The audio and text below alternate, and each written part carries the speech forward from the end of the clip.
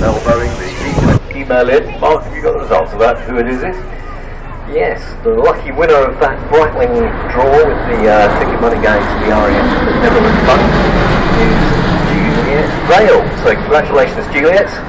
Go and find the Breitling ambassadors that are around and collect that rather nice prize.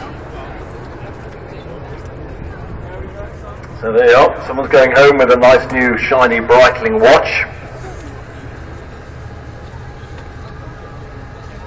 The basic United States Marine Corps transport is this particular one.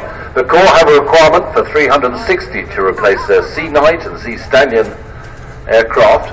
In fact, the United States Marine Corps eventually planned to have 18 regular and 4 reserve MV-22 squadrons, each with 12 aircraft along with a training unit.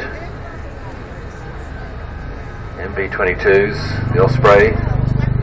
The Osprey equipping the United States Navy as a combat search and rescue aircraft. Type also has a special warfare and fleet logistics capability. The Navy has a service requirement for 48 aircraft.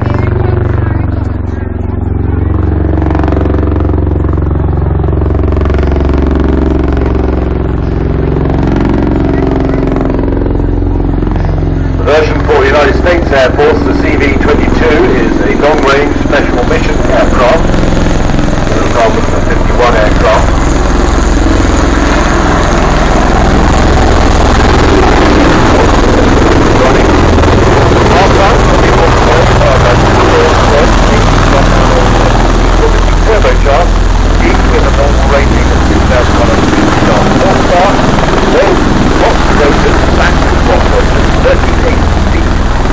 Diameter.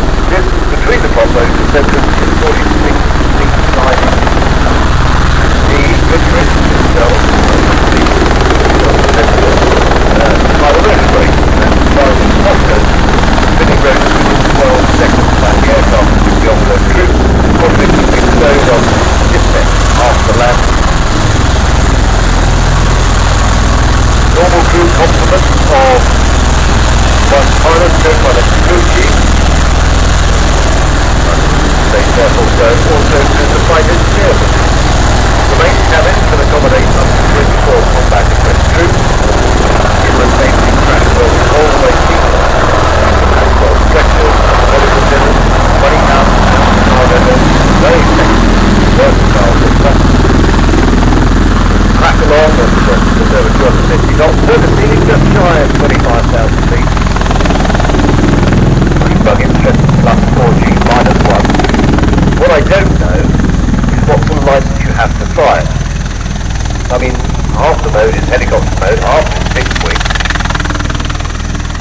I just suppose under military designation you don't need to have a civvy license, so there we go. But one day, might turn up on the civvy register, who knows?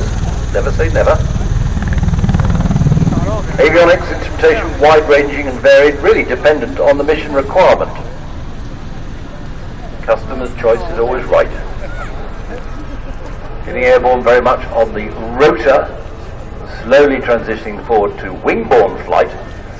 That all transitions between 40 and 80 knots, and around about 120 knots the cyclic rotor control is locked out entirely, and you can see those huge prop rotors being tilted forward as the Osprey accelerates to go on to wing-borne flight. It's a very distinctive noise, not quite the same as a Chinook, but it's got that same waka waka waka waka sound. That far away as the Osprey goes downwind. Remember, on your way home tonight, ignore your GPSs in the car for the first few miles because the roads are probably not set as they were when you came in.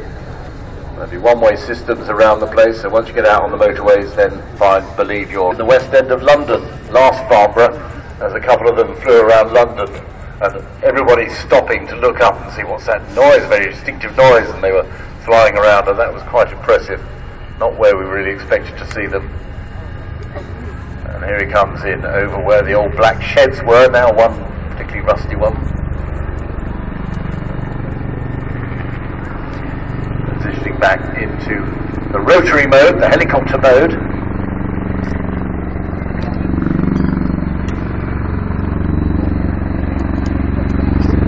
Three more helicopters helicopters airborne for the pleasure flying.